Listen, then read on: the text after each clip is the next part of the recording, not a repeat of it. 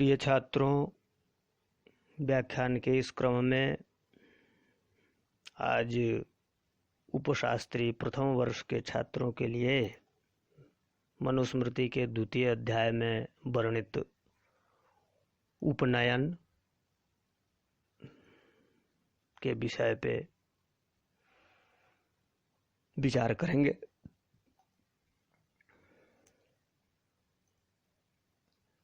जिसमें उपनयन के काल,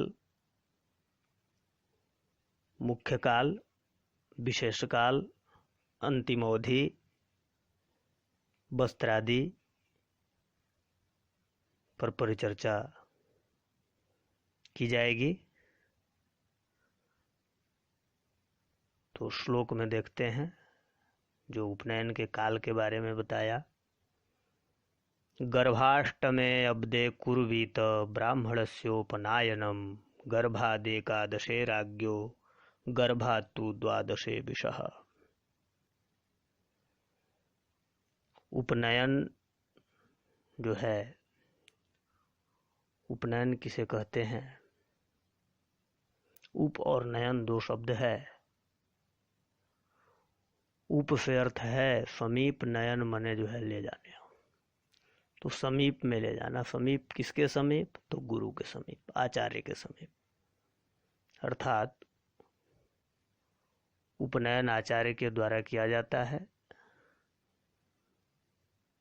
और उपनयन करने के बाद वेदादि अध्ययन करने का जो है काल शुरू हो जाता है। तो ये चीज जो है ये द्विजों के लिए बताया है, ब्राह्मण, क्षत्रिय, वैश्य। तो वही बता रहे हैं यहाँ पे कि गर्भ से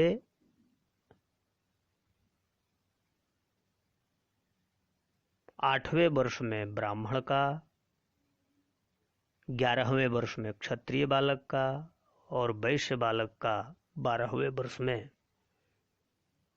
यज्ञोपवीत करना चाहिए। यदि कोई ब्राह्मण, क्षत्रिय अथवा वैश्य अपने पुत्र की किसी विशेष कामना चाहता हो, ब्राह्मण जो है अपने बालक को चाहता हो कि मेरा बालक ब्रह्मवर्चस्वी बने, क्षत्रिय चाहता है कि मेरा बालक बहुत बलवान हो, वैश्य यदि चाहता है कि मेरा बालक बहुत धन धान्य वाला हो, तो उसके लिए भी काल की चर्चा है। ब्रह्मवर्चस कामस्य कार्यम विप्रस्य पंचमे राज्ञो बलार्थिनः षष्ठे वैश्येहार्थिनो अष्टमे। ब्राह्मण बालक के लिए ब्रह्मवर्चस कामस्य, ज्ञान की अधिकता हो, ब्रह्मवर्चस्वी बने, इस कामना को मन में रखते हुए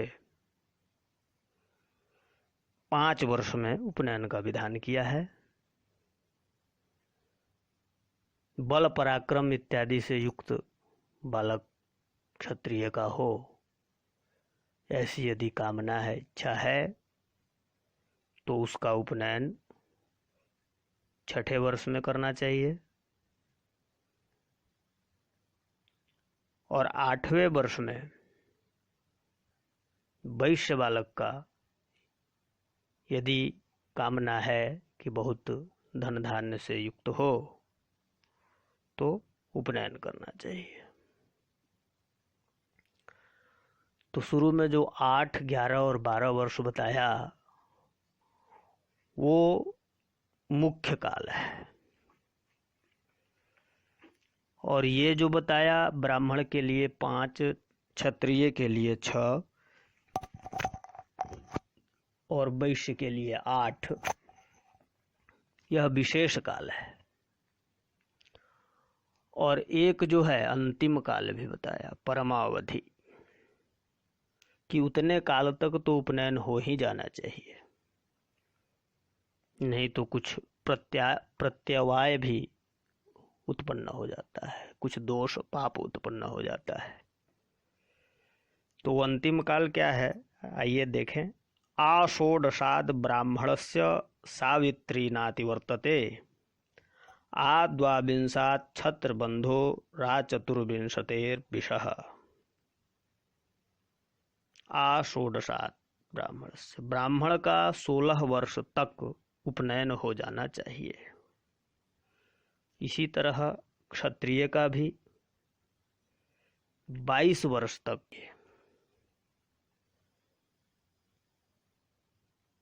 और वैश्य का 24 वर्ष तक की अवस्था में उपनयन हो जाना चाहिए। ये जो है सावित्री गायत्री के दीक्षा का अंतिम काल है। अगर इस समय तक उपनयन नहीं करते हैं तो क्या होता है, देखिए। अत ऊर्ध्वम त्रयोप्येते यथा कालम असंस्कृताः सावित्री पतिता व्रात्या भवन्त्यार्य विगर्हिता। अत ऊर्ध्वम 16, 22 और 24 वर्ष के बाद यदि उपनयन संस्कार नहीं किया गया ब्राह्मण क्षत्रिय वैश्य का, तो इस तरह से उपनयन संस्कार से रहित इतने वर्ष व्यतीत हो जाने के बाद तीनों वर्ण की सावित्री जो है, हाँ, वो सावित्री से भ्रष्ट हो जाते हैं, च्युत हो जाते हैं और शिष्टों से निंदित होकर और व्रात्य कहलाते हैं। नैतैरपूर्तैर्विधिवदापद्यपि कर्हिचित् ब्राह्मण्यौनाश्च संबंधान आचरेत् ब्राह्मणः सः। इतना बड़ा दोष लग जाता है कि इनको जो है अपवित्र माना जाता है। और ये जो व्रात्य हैं, इन व्रात्यों के साथ आपत्ति काल में भी वेदाध्ययन विवाह आदि संबंध को नहीं करना चाहिए। तो इन सब वाक्यों के श्रवण करने से ये ज्ञात होता है कि हमें 8 वर्ष से लेकर के 16 वर्ष ब्राह्मण के लिए और 11 वर्ष से लेकर के 22 वर्ष तक क्षत्रिय के लिए और 12 वर्ष से 24 वर्ष तक वैश्य के लिए उपनयन कर लेना चाहिए।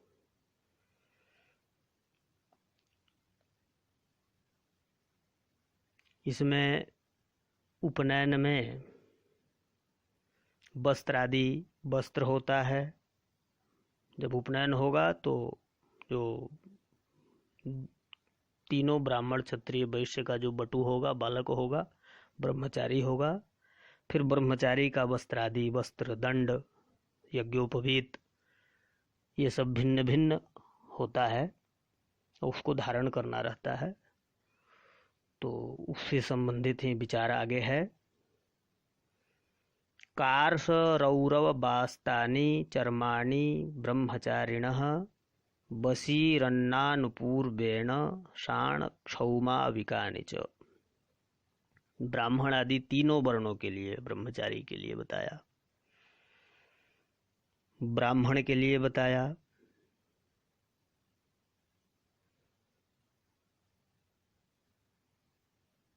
कृष्ण मृग,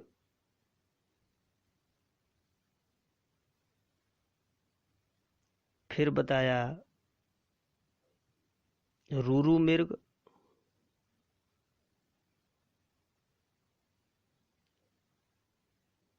और बकरा। इनका जो है चमड़ा क्रम से, और सन, क्षौम और भेड़ के बाल के बने हुए कपड़े। कृष्ण मृग का ब्राह्मण के लिए, रुरु मृग का क्षत्रिय के लिए और बकरे के चमड़े का वैश्य के लिए।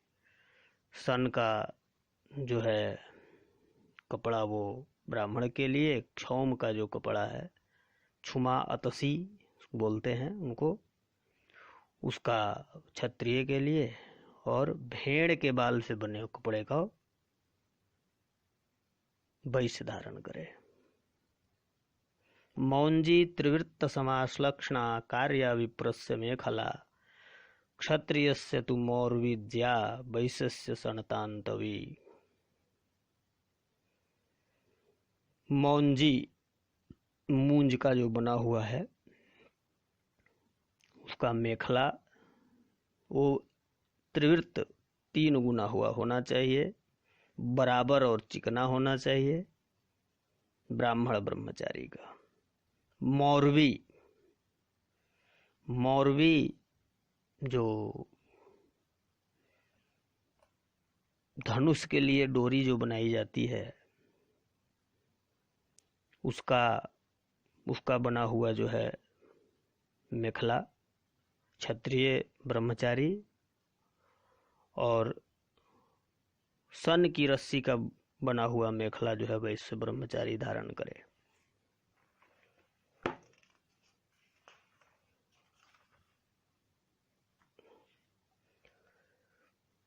मुंजा लाभे तु कर्तव्या कुशासमंतक बलवजैः त्रिवृत्ता ग्रंथिनैकेन त्रिभिः पंचभिरेव वा। मूंज आदि मेखला के नहीं मिलने पर कुश असमंतक एक तृण विशेष है और बलवज बवई नाम की जो घास है उसका, इनकी बनी हुई मेखला को ब्राह्मण कुश का, समंतक का क्षत्रिय और बवई घास की बनी हुई मेखला को वैश्य ब्रह्मचारी धारण करे। यज्ञोपवीत किस कार्य है? तो कारपासम उपवीतम स्यात् विप्रस्यो ऊर्ध्ववृतम त्रिवृत्त षणसूत्रमयम राज्ञो वैश्यस्या आविकस सौत्रिकम। कपास का बना हुआ, कपास के रुई के सूत से बना हुआ ब्राह्मण का, और सन से सूत का बना हुआ क्षत्रिय का, और भेड़ के बाल के ऊन से बना हुआ, सूत से बना हुआ वैश्य ब्रह्मचारी यज्ञोपवीत को धारण करे और वो त्रिवृत्त हो। इसके बाद आगे दंड के बारे में बता रहे हैं। ब्राह्मणो बैल्व पालासो क्षत्रियो बाटखादिरो पैलौ दुम्बुरौ वैश्यो दंडानर्हति धर्मतः। ब्राह्मण ब्रह्मचारी बेल या पलाश का, क्षत्रिय ब्रह्मचारी बट या खैर का, वैश्य ब्रह्मचारी पीलू अथवा गूलर के दंड को धारण करे।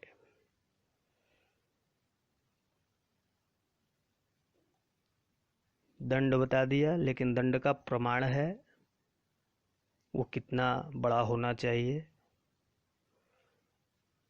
कैसा होना चाहिए। तो बता रहे हैं केशांतिको ब्राह्मणस्य दंडः कार्यः प्रमाणतः ललाट सम्मितो राज्ञः स्यात्तु नासांतिको विषः। वैश्य का जो है वो नासांत प्रमाण होना चाहिए, नासिका तक, अंत तक होना चाहिए। क्षत्रिय का जो है ललाट तक होना चाहिए और ब्राह्मण का केशांत तक, इतना बड़ा जो है दंड धारण करना चाहिए। ऋजवस्ते तु सर्वेषु अव्रणा सौम्य दर्शना अनुद्वेगकरा नृणाम सत्वचो अनग्निदूषिता। ऋजवस्ते सर्वे, एकदम सीधा होना चाहिए, टेढ़ नहीं होना चाहिए कहीं से भी, और कहीं से भी कटा टूटा किसी तरह से दूषित नहीं होना चाहिए, और देखने में सुंदर लगना चाहिए। और देखने में भय लगने वाला भी नहीं होना चाहिए,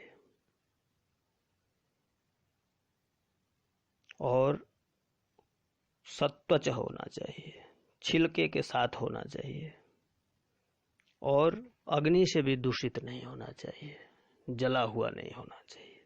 इस तरह का दंड ब्रह्मचारी, ब्राह्मण आदि ब्रह्मचारी को धारण करना चाहिए।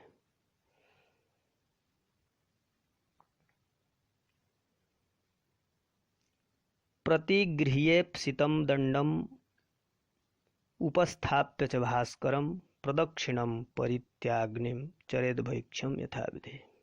ब्राह्मण आदि जो ब्रह्मचारी है